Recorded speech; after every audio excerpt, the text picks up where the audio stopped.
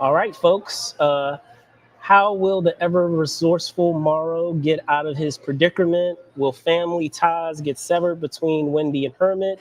Plus, brand new, not guest hosts, but guest hosts this week. All of that and more on a brand new Game Over. Stay tuned.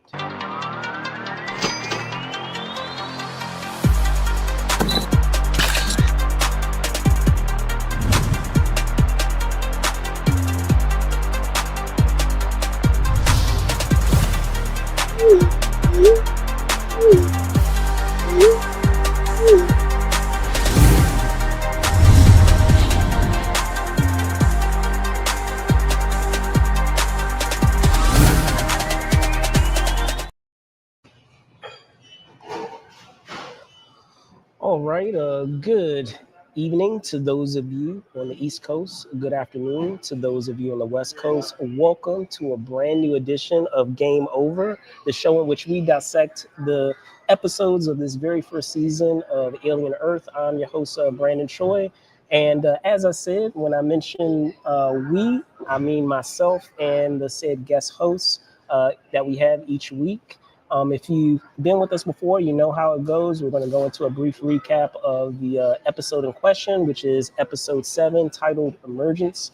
And after I get into the recap of the episode, I'm going to introduce our guest hosts of this week. And then after that, we're going to get into some themes, some analysis of the episode, as well as some theories of what might be coming ahead. And with this being the penultimate episode, I'm sure a lot of those theories, and I'm going to be happy to be able to confirm a lot of those theories that I had at the beginning that proved to be true, as well as some things that are still on the horizon with the finale to wrap up this season. So with that out of the way, I'm going to get into our breakdown of this said episode. And as you will know, if you guys are checking this episode out live, thank you guys so much. But if you catch it after it's aired live, just know that efforts will be made in order to timestamp it accordingly, so that way you can skip forward or backwards to your heart's content to whichever part of the episode that you so choose. So with that out of the way, I'm going to get into our recap. One moment. And this goes without saying that since I'm getting into the recap, that spoilers are ahead if you have not seen this episode.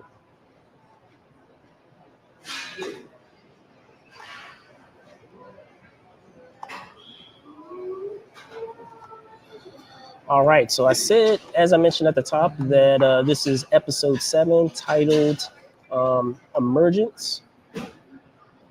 And when we last left our episode, which you can see here, we had Slightly, who was in a bit of a predicament of sabotaging the lab and sabotaging, I should say, the one of the face hugger containment spaces, and got Arthur face hugged.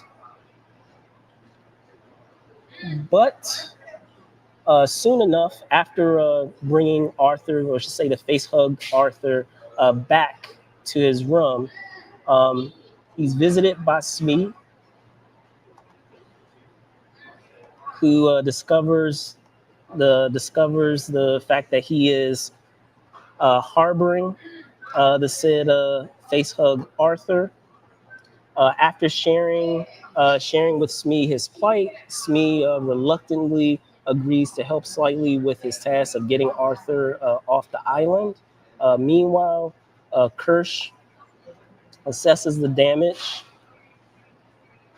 to the lab following Isaac's, aka Toodles, fly creature debacle, and debriefs with Kavalier over what was lost, that being Toodles, as well as the revelation of the author behind the debacle, the T.Ocellus.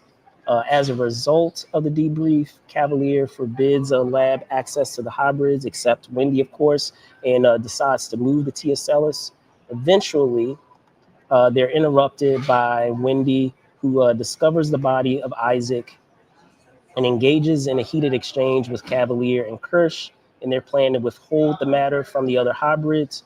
As she storms off, Kavalier instructs Kirsch to locate the other hybrids so that Wendy can't notify the other hybrids of Isaac's demise.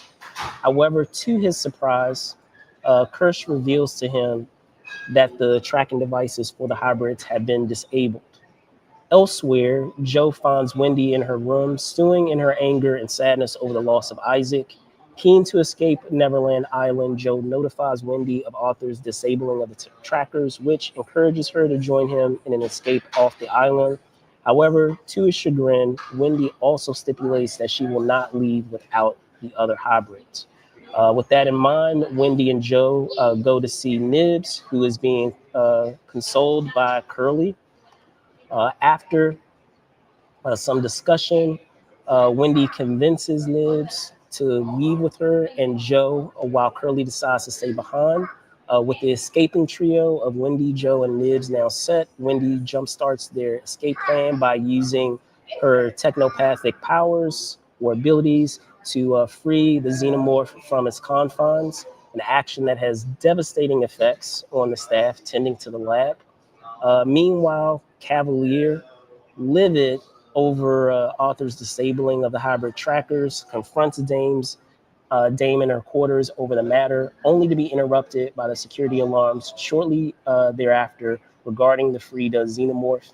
In the chaos of this breach, Slightly and Smee, along with some surprising support from Kirsch, managed to move the facehug Arthur out of the facility. Elsewhere, outside of the lab, our trio of Wendy, Joe, and Nibs, in their trek to reach the island shore and escape, find a surprise along the way and look at their human past in the form of their graves. Meanwhile, Smee and Slightly, along with Arthur, now outside of the facility, make their way to their rendezvous point with Morrow. However, along this journey, the face hugger manages to dislodge uh, from from Arthur's face, which, while initially disoriented from the experience, Smee and Slightly use the opportunity to weave a yarn about a gas leak and a rendezvous happening on the beach. However, in time, Arthur steadily starts to piece together what really happened, and Slightly's hand in it, and ensures them that they can figure out the predicament that they are in together. Unfortunately, this interaction is cut short as Arthur bursts a chest burster, which then slithers out of sight into the nearby woods. Elsewhere, back at the facility, Curly, troubled by the news shared by Wendy, goes to Dane for consolement. Slightly and Smee, meanwhile, transporting the body of Arthur, continue their mission to rendezvous with Arthur and soon enough succeed in doing so. However, in having a host devoid of a xenomorph specimen, Morrow is less than impressed and takes Slightly and Smee as hostages as they track down the chestburster. Back at the facility, as Eames pessimistically recounts the problems that being a prodigy is facing, the escaped xenomorph, the missing lost boys, etc. Kavalier gushes over the T.Ocellus' potential, enamored by the prospect of having his enlightened conversation, which he has mentioned in many episodes before. Kavalier ponders the possibility of the creature commandeering a human host. Meanwhile, outside of the facility, while on their journey to reach the shore of Prodigy Island, Wendy and company encounter trouble in the form of wailing Utani soldiers. However, this danger is soon averted as Wendy sicks her xenomorph on them. Elsewhere, the chestburster is captured by an unseen force as Morrow and the Utani soldiers, unaware of this fact, with Slightly and Smee in tow, continue searching for it, leading them into the Prodigy facility. Upon entering, they're ambushed by Kirsch and the Prodigy soldiers, revealing that they were the unseen party that captured the chestburster. As this is happening, Wendy and company make their way to the boat needed to get them off the island. Unfortunately, they too are ambushed by Prodigy personnel, which include members of Joe's search and rescue unit. What follows is a brief skirmish that sees Nibs brutally take out one of the soldiers. However, the worst is yet to come as Wendy has her xenomorph lurking in the vicinity, awaiting her word. Joe, not wanting to see the soldiers, especially those of his unit, get massacred, incapacitates Nibs, and covers Wendy's mouth, preventing her from calling the Xeno. The episode ends with Wendy, berating her brother for taking down Nibs and interfering with her efforts to handle the Prodigy soldiers. And with that, that was our episode with episode 7. Now we will get into the introduction of this week's guests. Celebrating 25 years, and this September with its pop culture website known as comicsonline.com. Today's guests have absorbed a number of content across pop culture, whether it's comics, genre, film, and TV, as well as games, in their with their said outlet. However, today we're going to be journeying, of course, in the penultimate episode of Alien Earth. It is my pleasure to welcome Comics Online, Kevin and Zoe Gaussoin. Let me bring them on. Let's see. Here we go. Hello. Hey, guys. We're doing great. Thanks for having us, Brandon. Absolutely.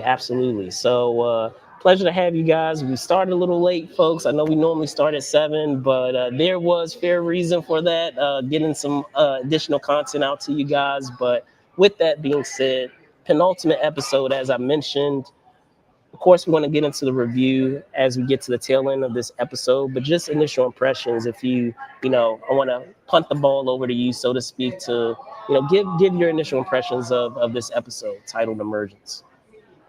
Oh my goodness. This episode, there was a lot going on here, Yes. obviously. And you went through everything, from the beginning, from the xenomorph being freed, and the consequences thereof, as well as the chest burster. I wanna. It seems like this particular chest burster was premature. He didn't sit in there for a day or two. He was out there. Is it the temperature? Are they in are they in some island off of Thailand or something like that? Well, I don't know. I was going to say what I find is interesting, and I'm glad you brought that up because it doesn't seem to be consistent when it comes to this franchise, whether we're talking this TV show or the movies. I feel like almost the same way it is with comic books when we're talking about how powerful characters are. It really comes down to the writing and who's writing it or who is behind it because, as you said, a lot of times the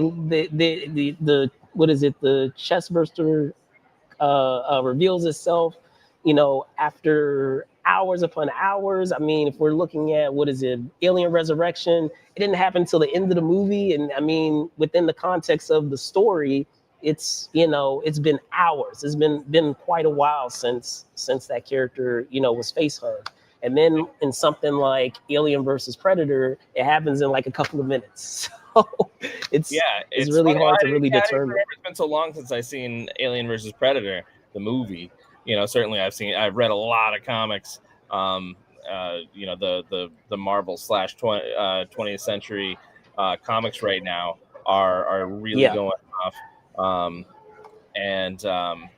Gosh, that and the before it came to Marvel, the Dark Horse stuff was fantastic as well. It seems like there's somebody twisting a jack in the box and you don't quite see them and you don't quite know how fast they're twisting that jack in the box and you don't hear the music. The twist is around your neck. The twist is around your neck, that's for sure.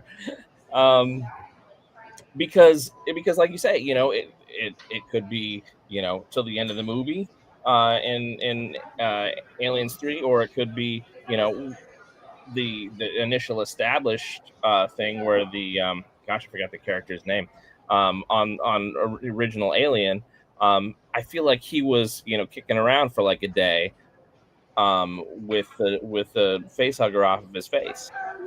Maybe because it's an intelligent species, they pop out when they need to. Maybe it's like, oh, I've got a couple days to incubate. I'm gonna make sure I take all this nutrients, or I don't have time. I need to be snake. Yeah, I need to run off. Well, yeah, because and this one ran off as a snake, not with little legs, as it had in previous incarnations. Yeah. I was going to say, and to your point, if we're talking about the first Alien, I guess one rationalization that could be used is the eggs were sitting there for a long time. So maybe because the eggs were sitting there for a long time, like it took longer for it to actually develop and burst out. So I don't know. I have no proof of that. I think that would be a rationalization someone would use, but I still go with the fact that they've never been consistent, which it seems to they only utilize it to serve the story based on what story they have. Because who laid those eggs? How long were those eggs kicking around? Because we don't know. Sure. Because I was gonna say, even with, go ahead. I was gonna say that would be fun because that obviously the previous episode was a big flashback, or no, 2 episodes previous was a big flashback. They could flash back to when they first discovered these creatures. Where was it that they found them, and what was the situation? Were those eggs newly laid, or what? I don't know. Sure. And my whole thing, and this is kind of I don't know what, sacrilegious to say, but I bet you this has been said before. The xenomorphs can, they can go and hang out and do their own thing. They can let their story play out. I'm all about the the octopus creature. I'm so into that creature. I'm like, I want to know everything. I want to see a whole show based around those creatures. I hope it's not bad. Oh boy, it had to be done. It had to be done. Had to be said. So with that, let's I'd love to get into some themes and some analysis with this episode. One thing that has come to mind for me, and I'm curious to know if there have been any that have developed for you or come to mind for you. But and this is kind of something that has reappeared in other episodes, but I feel like it came into play specifically in this one more so than the others, is the idea of what it means to be human and what it means to be inhuman. And that idea of what you have in one camp with with Kirsch, because we kind of have the extreme example of that when he sat down, when Wendy was sitting down with Dame and Kirsch. And I feel like it's playing out in this episode what they were trying to the different thoughts or stances that they had of which path she should be taking. And I feel like more so now we're seeing more examples of her shedding that humanity, those qualities that make someone human, that empathy, that compassion, where like to give, I want to know what's up with Kirsch. What's going on? Yeah.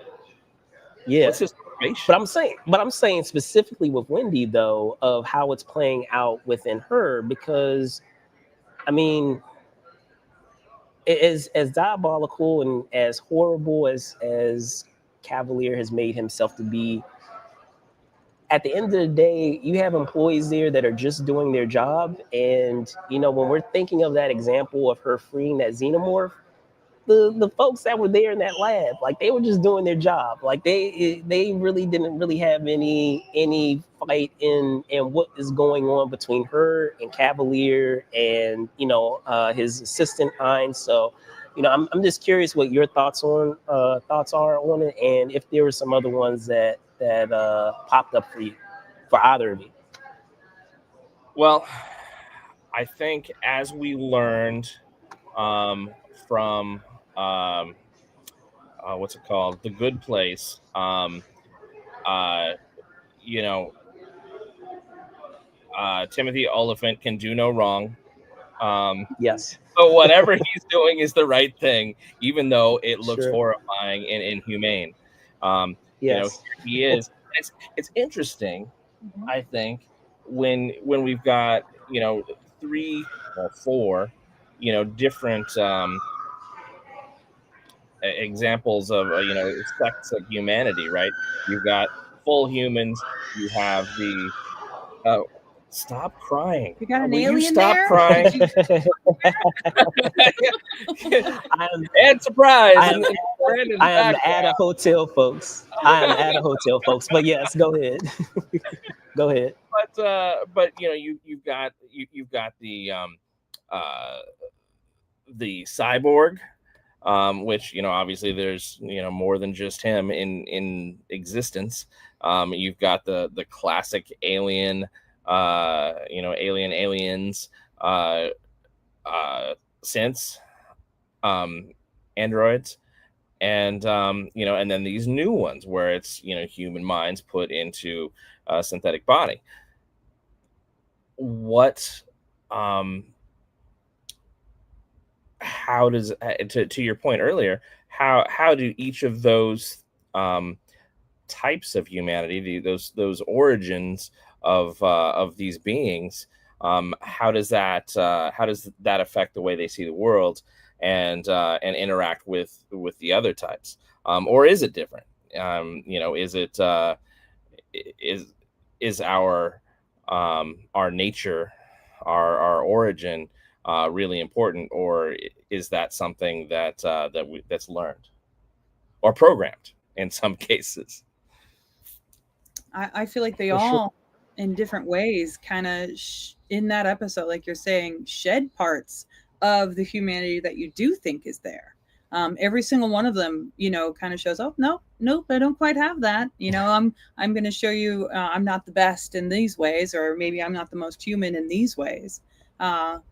It was very interesting, but I like, I get what you're saying, like, a job's a job, but I also feel like they get to pick where they work. And I was rooting on the alien ripping everyone. I was screaming. I was happy. I mean, it was scary, but I was still like, I don't know. I was happy that, because I listening to Wendy, you do go, yeah, they didn't choose to be here. No, they didn't, want any of this, and it's not right for them either. But I mean, I don't know. I loved it. It's thrilling. It was fun, but I do feel like the humanity has been diminished some there. Yeah, and for sure. the Earth of this era, we don't really have a full grasp on how these corporations work. Is there any Earth that isn't under complete control of one of these corporations? I'm not sure. And what's the situation? If you live within the boundaries of some corporations' land, True. do you have to work for them, or what? How does all that work? And so it's kind of difficult to really determine anything beyond what we know of the Prodigy's island. And I guess this is just one island. He's obviously super rich like the rest of them, but it seems like this may be his only location. Yeah, no, I hear you. I guess the thing that has been interesting, and to the point of what you were mentioning, Zoe, is um, the idea that we understand that we have these 5 corporations that oversee the entire world, and there was, to what you were mentioning, Kevin, we do get a small hint of it, even though they don't like dive into it a whole bunch. You get a small hint of how overreaching each of these corporations are, in the letter that we have with Morrow, when he's looking at that letter with his daughter. and she's talking about apparently she's receiving a scholarship to go to a Utani school, and um, she actually doesn't want to go to Utani school. She wants to go to a school that's like a old style school, I guess is how they mention it, is how one that's not tied to any particular corporation, because the reason that she gives is that she doesn't want to have any limitation in terms of the type of education that she's receiving, because apparently, I guess, there is some censorship according to being a part of a given corporation, that it seems to be hinted at in that letter. So to your point, I hope that they dive into that more going forward, so that way we can get more insight into how this world operates. Um, but one thing, to talking further on this idea of shedding humanity, and I love to get your thoughts on this, Zoe, is when we're talking about when these characters began, a lot of them, as we were discussing, have had a great deal of humanity, because this is still the semblance of what they had when they shed from or ridded themselves of their physical bodies. And, in some semblance, even though they're in these new bodies, they still have that semblance of being human, and those memories from being a human being. So what has been fascinating is, in some instances, how it has shown how they can be better than synthetics, but in some cases, how it is unfortunately proven, what is it, Kirsch's point, in some instances, how sometimes, unfortunately, in some cases, it pays to be logical and not emotional in many cases, where we've seen a lot of cases where, because of what you could arguably say is that human component, they've gotten themselves, in predicaments. I mean, a good case of that is Isaac. It would have been very logical to have, some extra support from one of his fellow hybrids. But because, it's a very human thing, the ego of saying, no, I'm good. I got this. I can do it by myself. He wants to be able to impress his superior. That's a very human thing. Without that, he very well would have been alive. The same could be said with Nibs, unfortunately, and this is to the detriment also of the selection process that Prodigy had, because we get some hint of that apparently she was already kind of troubled even before she made the switch into her hybrid body. And the fact that you're dealing with all that trauma, that is a very human thing. So I'm curious to know how you feel about that, of where that falls, or how they've addressed that. Well, I feel like they're still kids. Their entire frontal lobe isn't developed when they were processed over. And, did they do anything to compensate for that? And then they're throwing them into very adult situations where they're meant to deal, and they don't. They all kind of look at the world a little differently, deal with the situations as a child would when given adult scenarios. And that trauma shows. And it's, obviously, when she is on the boat ripping someone's face off, she is just has no control or no idea of what they're capable of. Like, that's something else. She goes from a kid body to, superhuman strength. It was a interesting process to see. And, you still see them be such kids around each other. You fall in love with them, but I don't know. I find it all very, very intriguing behaviorally, and I wonder where it's going to go. Because I know what did she say? She said something like, they keep saying don't try to be human, or stop trying to be. We're not human. Stop trying to be. And that's it. I don't want to be a human anymore. I want to be. I forgot what the exact quote was, but she came to that realization that you guys morally don't, match up with where I am, and I don't want to do that anymore. But where is that going to lead with a child's brain? You know? I'm gonna give you a grown-up hug. Okay. I love that. But it just, it's a reminder of, these are still children. Yeah. I agree with that. Everything you said. I don't know if there's any reason to believe one way or another on either of these characters, but whether it's Nibs or Isaac, are we certain that they're unrecoverably dead? True. I mean, because they're synthetic, and so that these the damage to their body might cause them to shut down, but does that mean their memories are gone? I don't know. Could they be for sure thrown onto another chassis and booted back up and hey, we're good to go? I don't know. Yeah, no, I mean, and I was going to say another thing that has been fascinating too is how even when they have tried to hold on to their humanity, especially I would say it's particularly in the case of Wendy, they have been her examples of what it means to be human have not been the best examples, have been disappointing examples.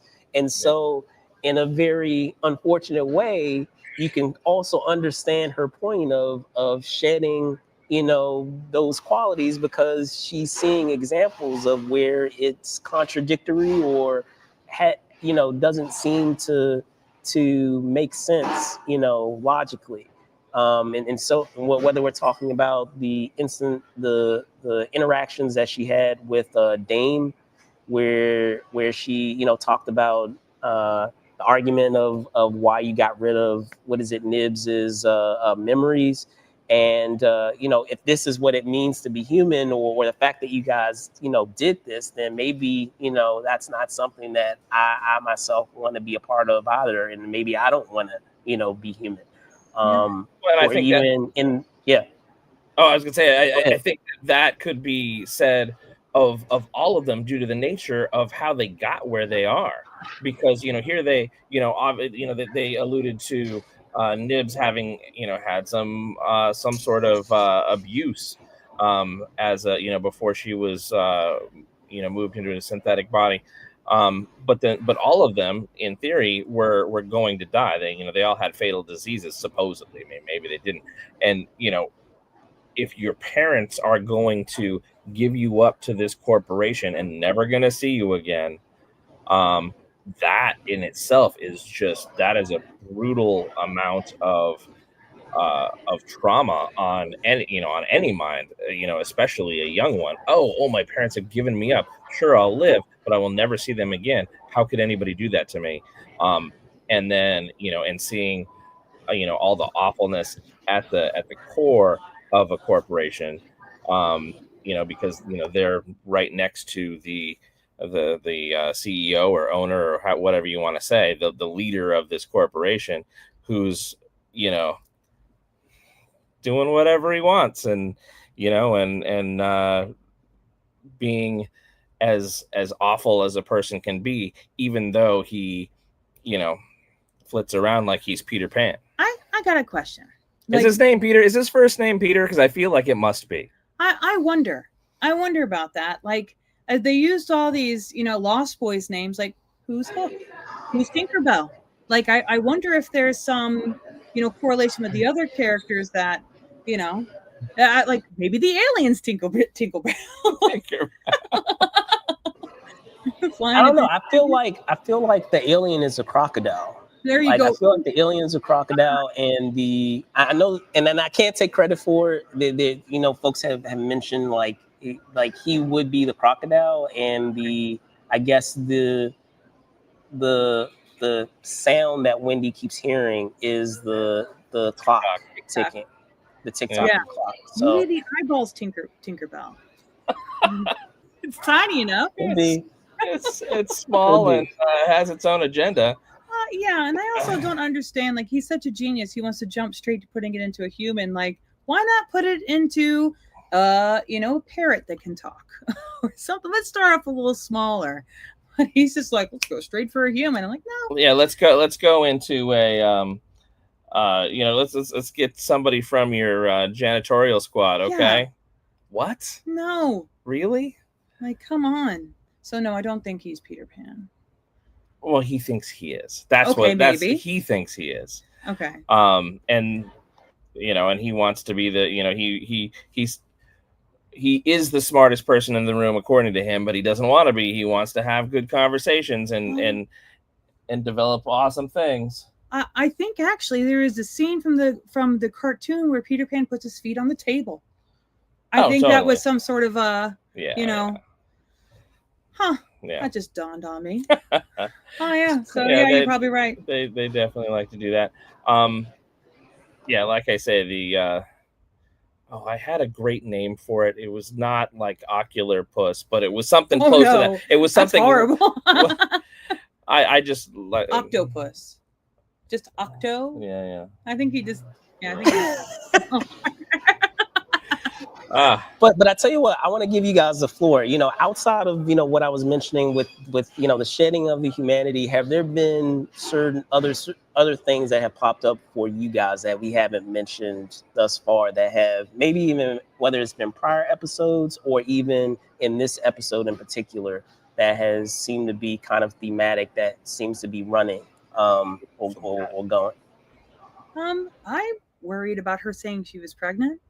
Like, I wonder. I mean, maybe that's her trauma showing, from her childhood. But considering the show it is, I think it's. I wonder, like, with that intelligent species, and also I feel like, I mean, I don't know much about the alien physiology or anything like that, but I feel like they look like well-oiled machines. Maybe they've adapted somehow. Maybe it's just one lying in wait. But at the same time, the eggs weren't attracted to.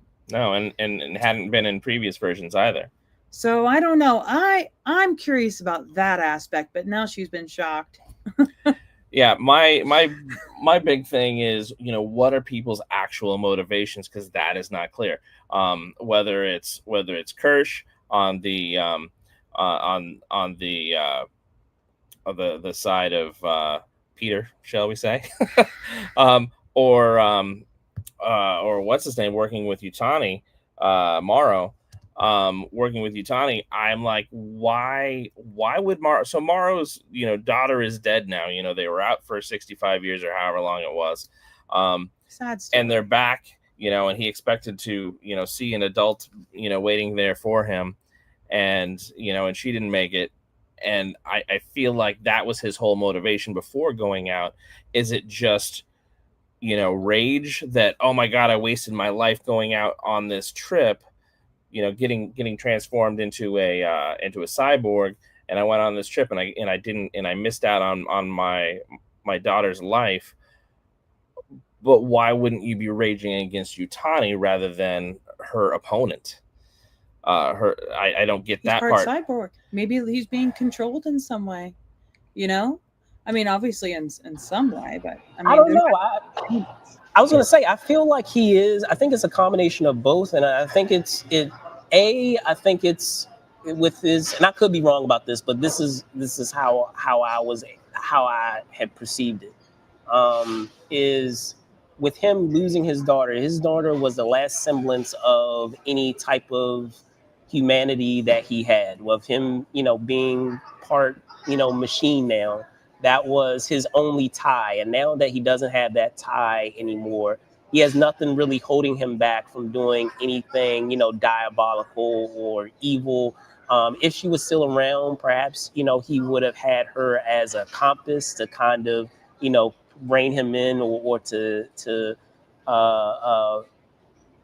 evoke some sense of humanity. But by getting rid of her, like, he has nothing to lose, and having nothing to lose, he's willing to do, anything at this point. And I don't know. I feel like in that episode that we had with 5, when he realized who the actual author or the culprit behind the sabotage of the Maginot was, he seemed to be affected by that, where he seemed to be pissed off about that. But at the same time, I feel like in terms of his strategy, which we've seen again and again, is that while he can be pissed off at someone, he's very poised and is very patient in the strategy that he uses to take care of the problems or issues that he has. Um, so, like, I still feel like there is underneath it all, there is some semblance of, like you were saying, that animosity towards Cavalier. Um, but I feel like it's being blanketed with his strategy of being kind of stoic a lot of times. So Right. I feel like a lot of times is competing with one another where he shows levels of emotion, but because he just like in that conversation, which was fascinating, that conversation that he had with Kirsch in the elevator of kind of despising his humanity and despising his emotions. Um, he feels like it is a detriment to him. So I feel like a lot of times it spills out on occasion, but overall he tries to remain stoic because he looks at it as those things that make him human as a weakness. But That but the very thing that does motivate him is just his disdain for, oh, if I wouldn't have been human, I wouldn't feel this way. Yeah. Yeah. So, but getting into some theories, and I want to give some credit to Bath Time here, who has been so awesome and sharing some of his sharing their comments. Um, I'll put it up here. It says, any chance that Boy Genius is a hybrid too? I don't know. I know that has been a theory that has been popping up. So I feel like this was a perfect time to be able to switch gears into theories. It's hard to say. Like I I understand how someone could perceive that he would be a hybrid, but there have been so many examples that have proven that wrong. I mean, the biggest one is that the ovomorph reacted to him. So if he was in fact a hybrid, I feel like the overmorph wouldn't have reacted to him because we've already had it established that with the other hybrids that they wouldn't, they don't respond to inorganic. So if that were the case and we're following with that same rule, I would feel like the egg would have remained as it was, and Kirsch wouldn't have had to, excuse him out of the lab in that moment when they were in the lab when the egg was, starting to react to him. So I can see how that might be a thought process based on how he behaves and how his brain works. But I don't know. I still feel like he's organic. And then when we're talking about the fact that this is a experiment that they have, that these are all prototypes. Yeah. When we're talking about folks with money like that, I don't feel like they will put themselves at risk first, right, to see if something works. They're going to put others at risk first before they obviously put themselves. that's a very well trod supervillain stereotype. Yeah. I will try this on myself, and Right. and something goes wrong, Right. and I'm gonna be Yeah. even meaner. No, Right. I think the fact that he said, "Oh, Wendy's special because she's the first." He wouldn't have said that. Yeah. Because somebody with that huge of an ego, planet-size ego, that guy, he would have been like, "No, I'm the first." Yeah. So Yeah. no, I don't think so. Yeah. But do I think that he wants that for himself? Absolutely. Oh, of course. Because he wants Of to live course. forever, and and Of he wants to be course. able to sell that to everyone. If he can go and oh well, we couldn't do it on adults, but we're gonna try it on kids. And then maybe somebody who's he's got the superior brain. It must be malleable enough to throw it into a synthetic body. That guy's gonna do it eventually. For sure. For sure. For sure. guess one that has also, and I'm gonna go into a couple that I have mentioned in earlier episodes as potential theories, and I'm gonna pat myself on the back because it ended up being true. So it's awesome that it ended up being true. But it's the fact of what the Alien franchise does when they play with things that we know about certain characters. Within this franchise, we've had characters that have had trouble with procreation. Like they've had, they've been barren, they weren't able to have children, and oftentimes when we're talking about the Alien franchise that deals with a lot of that, of creation and things like that, that Mm-hmm. they, for better or for worse, in a very twisted way, get their wish. So, in that same way, just like we had in Prometheus with, I'm brain farting the character, our main character, but she was unable to have, we find out as a character, her and her spouse, they were not able to have children. And because of what happens with the black goo, she ends up being a parent of sorts to, the squid creature that we have in that franchise. Same thing here when we're talking about Dame and Arthur. We know that they were having trouble, having children, and in a very adoptive way, they consider the hybrids to be their children. So I was like, oh, okay, they're setting them up for some type of demise somehow with the xenomorphs, and somehow, and lo and behold, there you go. You have it there with Arthur being a father of sorts to a xenomorph. So being a father and a mother of sorts to a xenomorph. So that was fun to be able to have that. But I'm still hoping that I get my other theory right regarding the what is it, the T.Ocellus, that it makes us through this season, and that it looks like they're going that route because they've teased it in this episode that it will end up commandeering someone and escapes. Oh, what are we calling it? It's got a name. Well, they've gone with a lot of names. They like the medical name that they've given it is T.Ocellus. The generic name that has been going around like with cast members when they've talked about it is the Eye Midge. So like it's a toss up. The Eye Midge, the T.Ocellus, the Eye they there you go. The Mrs. I don't know. There you go. There's a whole bunch of names out there, but I'm convinced, based on what it's capable of, that it will make it out this season. I don't know if all the other aliens will make it out this season, but I'm convinced that one will. Is Mrs. I a character from another something? I feel like it is. Is that? Is it? Is it? Oh, are we mentioning something else there? You can let us know in the comment. Oh, that book. Oh gosh. Anyway, I think it's from a book. Anyhow, I wanted to ask you, Brandon. You mentioned ovomorph. Do we have names for the stages?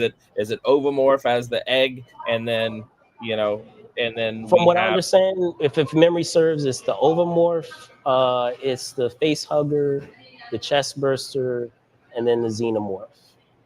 Oh, okay. So we don't have more interesting names for like the nymph as the burster or anything like that. As you would. We've had more interesting names for like some of the other variations of the xenomorph in some of the other movies. Because I know, like with the protomorph, with the neomorph, you have the back burster, you have throat burster. Like there's so many different. Unfortunately, so many orifices and places But are there any theories that have been proven right in watching, from the beginning, that have been proven right thus far going into episode 7, or is there one that you're still hoping that may come to be true?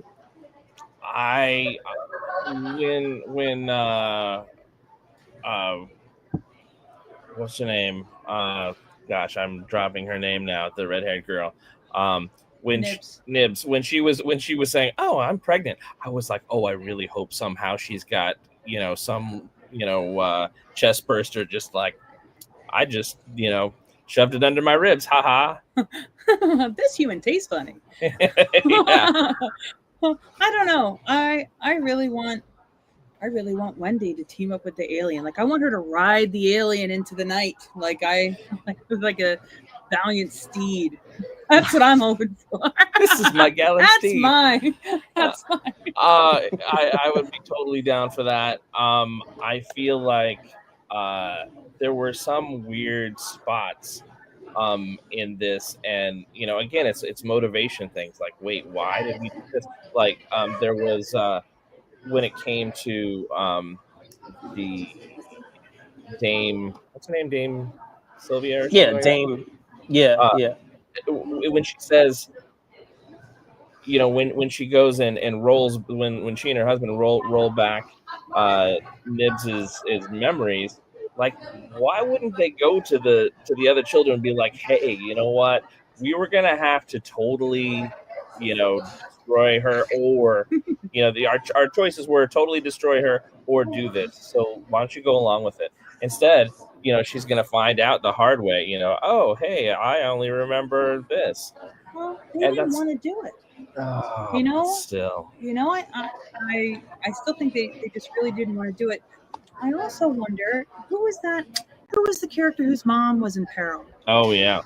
What about that? Slightly. Yes. I wonder how that's going to play out. I wonder if, because they didn't answer. He asked, No. but Jude didn't answer. So I kind of wonder, what's going to play out with them. Like, you two are grounded. That was hysterical. Yeah. That was a good line. The other thing is, here we are at the end, and we've seen what she can do. And sure, her brother said, oh, don't whistle. Don't whistle, attack my target. That's an ARC joke. That's a video game we play with dinosaurs. Don't whistle for the xenomorph to come, kill everyone. But, she's strong enough to be like, I think that's what I'm going to do instead, because, your friends are jerks. Yeah, the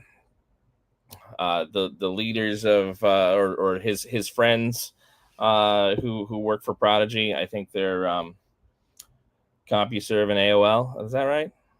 I'm joking. That's an early internet joke for the kids. No more internet for you.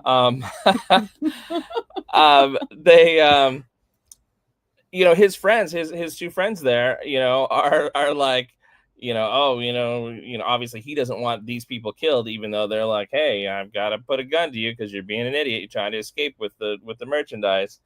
But I honestly think that it would make perfect sense for Wendy to just be like, sorry, brother. I'm going to make sure that the xenomorph kills everyone, but except for maybe you. Well, and that's a maybe at this point. Like, even the picture you showed, like the amount of anger, like maybe in the moment, no frontal lobe. Maybe in the moment, she's going to be way too upset and not think about it. Maybe she'll be upset about it later. I would love for the first episode to just open up with her.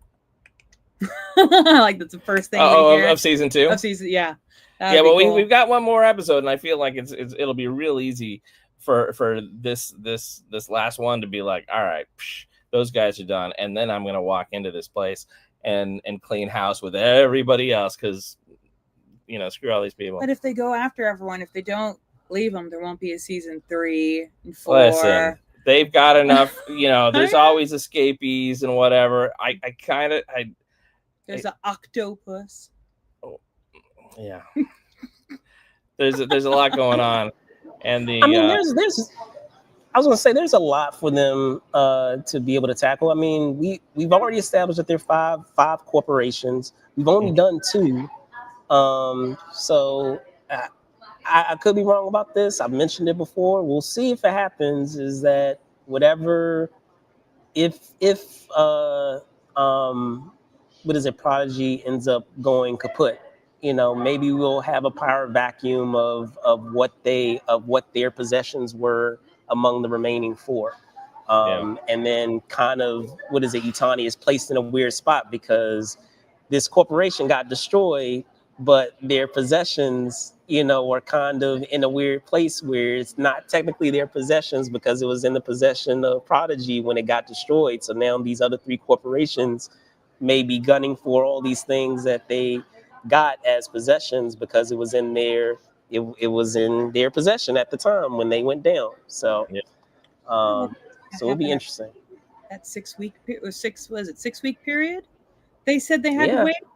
Like, and now they're all Yeah. escaped and off the island. Like, I'm really curious about what's going to happen next. I think overall we're going to continue to see more of Prodigy, at least into season 2. I think I think our lead of Prodigy, dude, Kavalier, is going to continue to be in the show long term.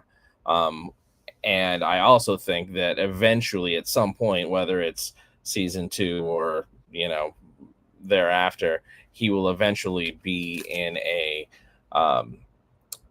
synth body of his own. And what is that? Is putting an adult in a synth body gonna make him crazy? Is it gonna, what's gonna happen? Will he get pregnant too?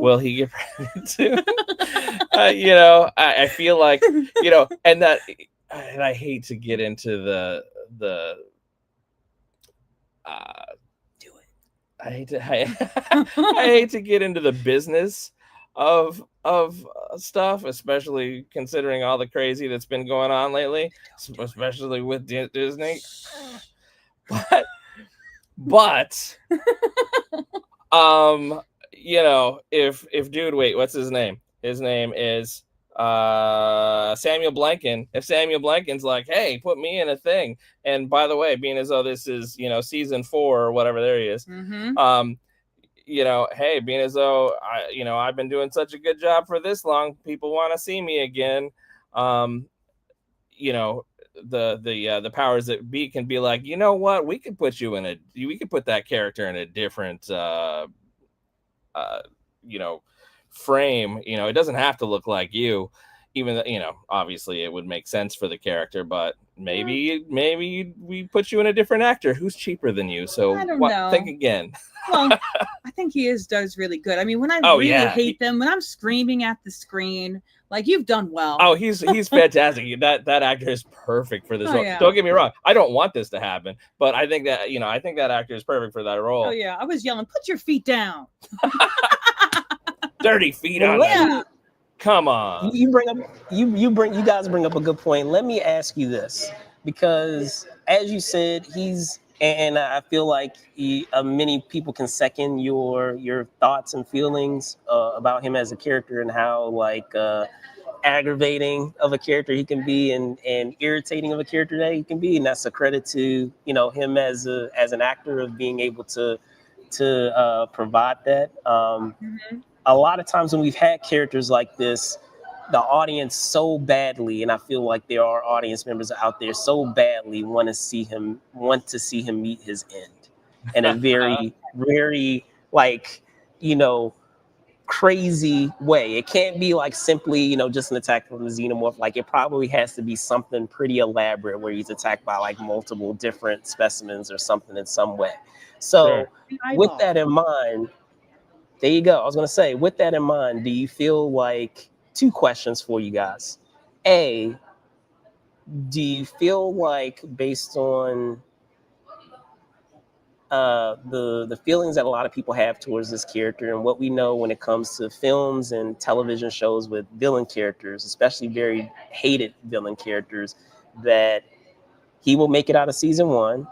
If he does make it out of season 1, to your point of him having an opportunity to go down a different path as an actor, will he be the host to the Eye Midge, because it will allow him to still be Kavalier, but be Kavalier under the control of this Eye Midge? And it'll still allow him to have this conversation that he's so intent to have. In a very twisted way, he could still have that conversation because it can be in his mind with this Eye Midge. All right. Oh my gosh. Are we going to go? That's just scary. Yeah, I'm just thinking about it. If I'm the showrunner, all of these things are going to be true, right? All of these all things. there. It's all there. Here's how You're right. here's how it goes. It's not necessarily next week, but at some point, probably like I would say in a season 2 sort of scenario. Well, it could be next week. I don't know. You have him get infected with the Eye Midge. It takes him over, and then it gets in a brawl with a with the xenomorph. In the end he gets gutted, and Eye Midge cruises out. All right, I'm gonna go find something else. Because he's like, that's the beauty of that character. It's funny to call it a character, but and then subsequently, especially after a gap, then out trots this dude. Oh yeah, I back myself up every night. What are you talking about? Oh my gosh. And then I watch the replay of my death. Oh yeah, yeah. Oh my gosh. And I do. And I'm insane and I'm pregnant. That's it. That's how. He's nailed it. Next week on Alien Earth. I love this comment though. I love this comment down here. It says too many ops. Eyes, Morrow, Yutani, Kirsch. She's not getting out alive. He has too many ops against him. So I love that. So because the only reason why, like I said, why I bring that up is he kind of gets his demise in a sort of way where he loses what makes him him, and he has this creature puppeteering him, but he still gets to be on the show and gets to be the alien, so to speak, versus being the human being.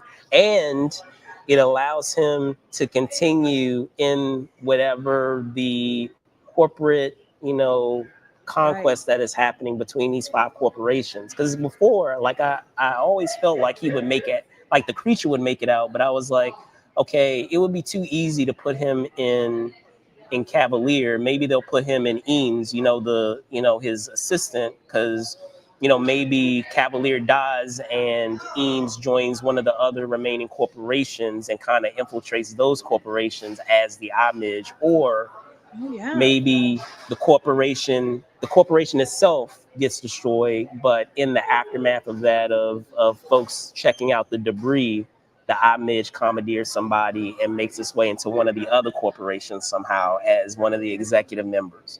So I don't know, but it seems like, it seems like they're setting something up where that kind of puts away that initial theory that I have of it joining another corporation, and maybe they're kind of going to do a bait and switch, kind of like what they did with Arthur, where slightly had every intent of getting Joe to be the host of the alien. It didn't play out the way he wanted to, but it still played out the way it, with someone. So in the same way that we have here, where he's trying to, prop someone else up to be the host, he'll end up, based on circumstances and how things play out, he'll be the person who gets the midge instead of someone else getting the midge that he wants to give it to.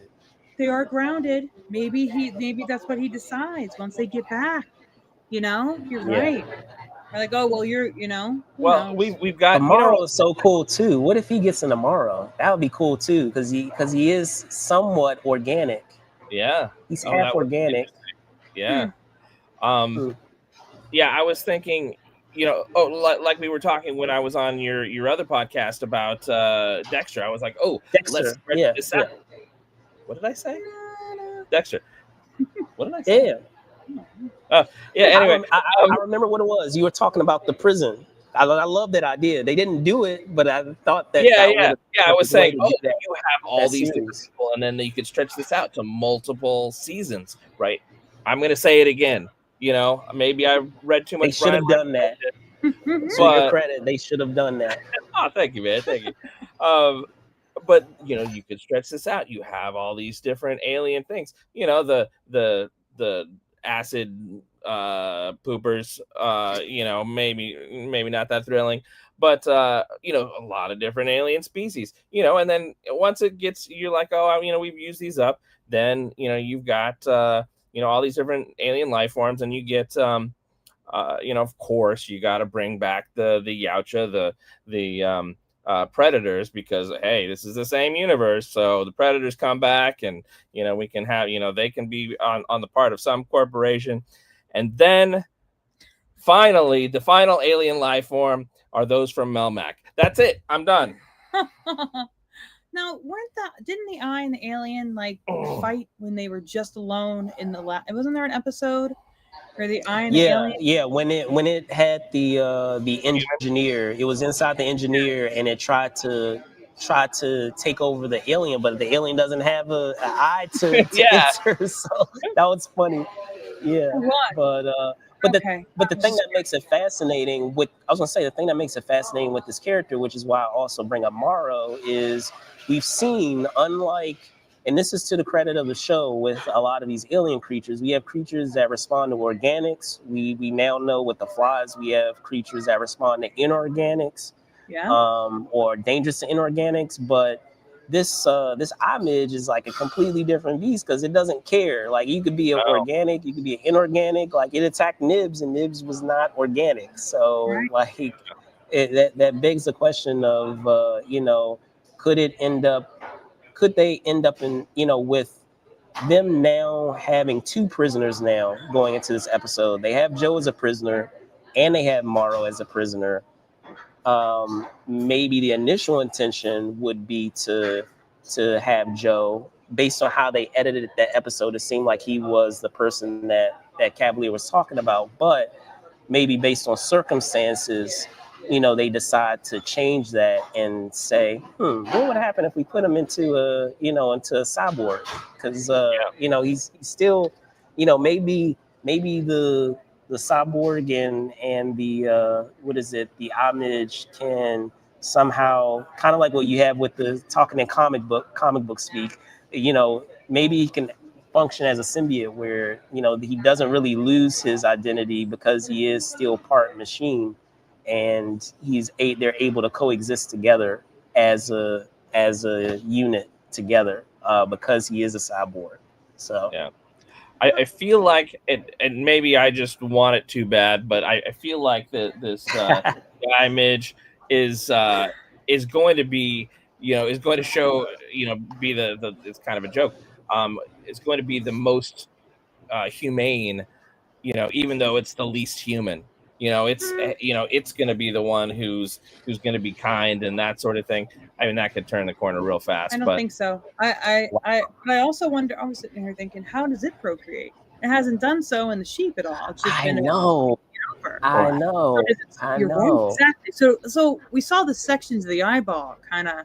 I wonder if it splits. I wonder if it, because it'd be kind of tiresome to make it impregnate again. I wonder if they'll go a different direction with that. Mitosis. I'm for mitosis. Okay. So with that being said, I feel like it's a perfect time to get into our review. So let me bring up our icon here. Let me take this one down and bring our friend Jonesy up here. But in talking about keeping up with the Joneses, if we're using our emojis there of five cats there being a really great episode, nearly perfect episode, and 4 being a good one, where would you place this episode this season? Oh, I loved it. I really enjoyed the whole thing. I would definitely give it. Let's give it five meows. 5 Jonesies. 5 Jonesies. Yeah. Listen, I can't have that many cats in front of me. We got an orange cat coming to be Zoe's best friend every morning now. He has no tail. I've named him Bob. But I gotta say, it's I'm loving this show. I really wanted to go far. Any episode with the eye creature is good in my book. I love all as much Wendy as I can get. I love Smee. Smee is me. And so we've got all these things, and we've got a beneficial xenomorph. I guess I'm gonna have to. Oh wait, here's a better way. I'm gonna give it 4.5 Joneses. That's when you say get away from her, you bitch, or something like that. I don't know. That's an alien joke. That's a Ripley joke. Okay. What was I my hear you. I hear you. I was gonna say, I guess I would agree with you. Is that I would also give it, and I know our friend here, Bath Tom. He's always really tough with these episodes. Gives it a 2 out of 5. I understand, Aw. I understand, but I understand his issues because that was an issue that I had myself. But I'll go over. I'll address that first because most of the other stuff is positive in that I don't like the fact that they're making the Xeno almost like a pet. Um, the Xenomorph is supposed to be one of the most dangerous creatures that we have in the universe. And unfortunately, when, in being a part of Disney and being a part of that, of that brand, a lot of times with a lot of these characters, they have to, in order to make it, more marketable, or they feel they have to make it more marketable, they have to take away its teeth or make it, more malleable or more easier to digest, so that way they can, palatable? sell palatable. Thank you. That was the word I was looking for. But when we're talking about like merchandise, to be able now we can sell a whole bunch of these like pet xenomorph toys now, because Now, now we're making the xenomorph more of a good guy than we're keeping it as this like insanely dangerous specimen. They're taking away a lot of the mystique and a lot of the viciousness, I feel, of the creature. And don't get me wrong, it's still vicious, but I don't want it to be a creature that is something that you can pet and can talk with, and it just it sends me up a wall. But this is a small Peanut. thing. So I mean, outside of that, I appreciated the creature effects. They had practical effects earlier in the episode that were decent. Um, I didn't think that they were the best in episode 5 with the xenomorph, but I feel like it was the best that it's been in this episode. It was really quite good in this episode. Um, I did enjoy a lot of the developments with the characters that we had. We had less of, I felt like we had less of those instances where characters, and don't get me wrong, it hasn't been perfect throughout this entire series, and it was a lot better, which is why I enjoyed last week's episode 6. Also, is that we didn't have instances where characters were you were understanding some of the decisions that were being made, for better or for worse, and it didn't seem like instances where, for the most part, minus a couple of things, where there were just these drastic things happening where it was like, come on, like in this circumstance, this character wouldn't do this. If they had this type of job, they wouldn't do this. If they were working in this field, if they were working in the medical field, they wouldn't do this particular thing. So uh, they weren't stepping, and you guys will appreciate this, they weren't stepping in front of alien eggs, whether they knew what they were or not. They weren't placing themselves right in front of alien eggs to possibly get face hugged. But I was like, what are you doing? So I've got with one more. with that, yes, go ahead. I'm sorry, go I ahead. got a theory that I'd forgotten about. So I was it's after Ripley, right? This is all placed after the Alien movie. Am I right? It's just before the events of Alien. Oh, Oh, I really? thought so. I yeah. Oh, Yeah. I thought this Well, then was. Yeah. my theory shot because I thought the alien might have been like the grandkid to that alien that popped out of Ripley, and I thought that's why because she said this one's different. I remember her saying this one's Well, different. well, That's, we that's what it well was. we did get, to your point, Zoe. We did get a continuation of that specific Xenomorph story. So like, and I'm sorry, this is spoilers for movies, guys, if you have not seen this, but I will say it because it's already been out. It's been nearly a year. It's crazy to believe it's been nearly a year, Mhm. but Romulus, that character what they were able to develop with that story continued from that xenomorph that escaped. Okay, cool. So we did have that story to you. I apologize. Maybe you guys have not seen that specific one, or Oh, I'm I haven't assuming seen you Romulus, guys but I have. don't care about spoilers. Oh yeah, no, we love them. You know what? I keep seeing it. I was like, you know what? I'm gonna wait until the end of this season, and then I'm gonna watch it. This TV show is But love This is Alien. before. but they do. Yeah, it's 2 years before the events of Alien. Chronologically, is 2 years. Now, if they do more seasons, mind you, it may start to weave into the other movies. But at least for right now, in this first season, it's 2 years before the events of Alien. Okay. All right. And that So, one took. Didn't it take place on like a moon in our solar system? mhm. Okay. No, it was a moon elsewhere. Oh, Yeah, it was a moon elsewhere, out in space somewhere. So, okay. but yeah, I think as a because it kid, I assumed, similarly, yeah, similarly, this planet's just got like with rings, this. it's Saturn or something like that. No, because I was gonna say similarly to like this movie, to this show, Utani sent out another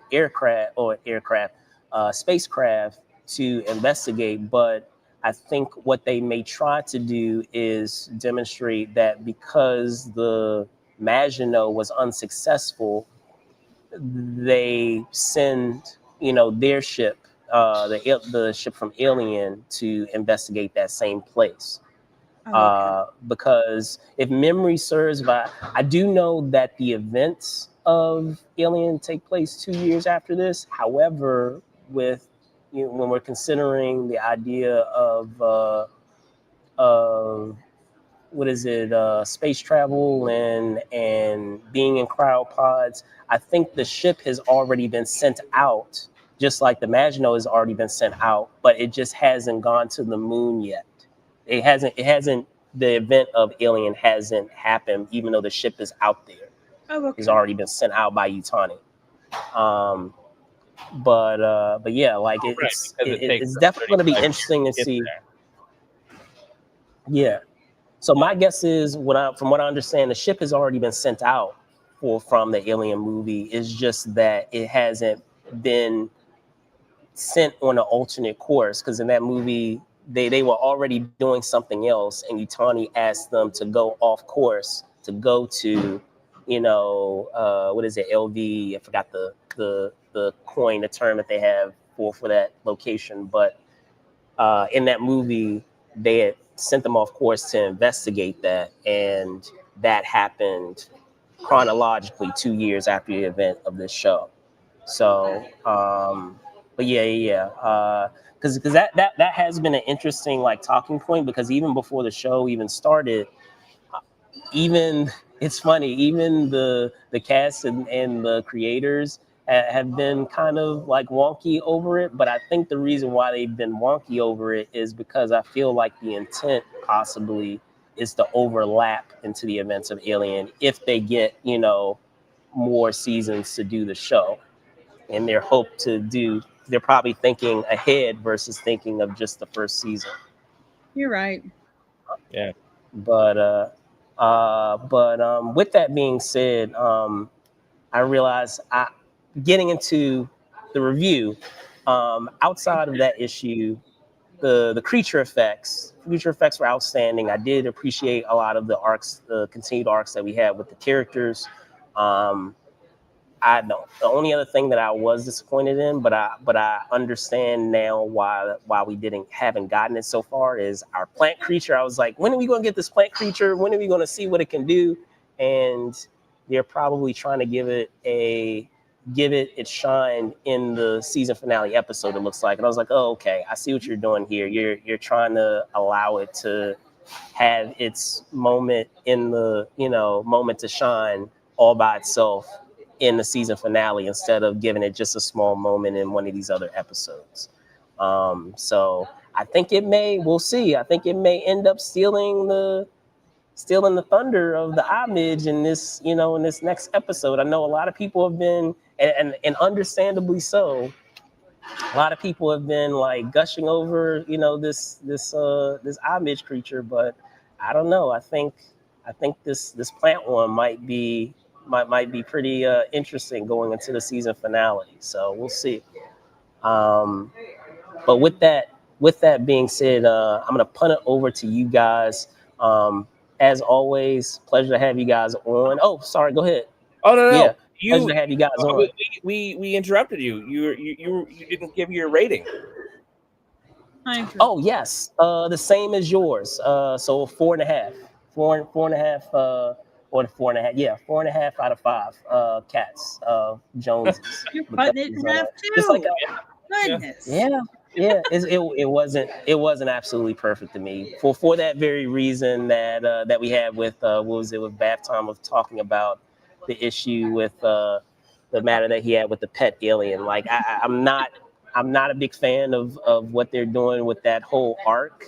Hopefully, they go a different route with it, where maybe she turns into some type of alien queen, pseudo alien queen of sorts. That would make that story better for me. But right now, just to be a kind of like a pet, it's kind of like, it's not rubbing me the right way. And it's me being cynical on the behind the scenes things of how businesses work when we're talking about different brands and trying to market things. So of me, I unfortunately, having a cynical idea of how things work with merchandising and marketing and all those types of things. But that is a whole other show. I could spend a whole other show on that. Merchandising. Where is it? I don't know. I know, I haven't seen anything. Can I get it in my Happy Meal? I would like to know. Exactly. Well, I mentioned your Happy Meal. Who wouldn't want that? I want it.